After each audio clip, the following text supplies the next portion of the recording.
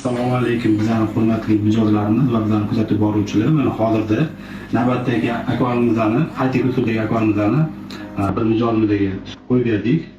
Ushbu akvarimimizni uzunligi 1,20 250 litrli akvarim hisoblanadi. Kimga mana shunaqangi sifatli arzon narxdagi akvarim kimga kerak bo'lsa, bizga murojaat qilasizlar. O'zingiz bitta ko'rib boqib beringlar.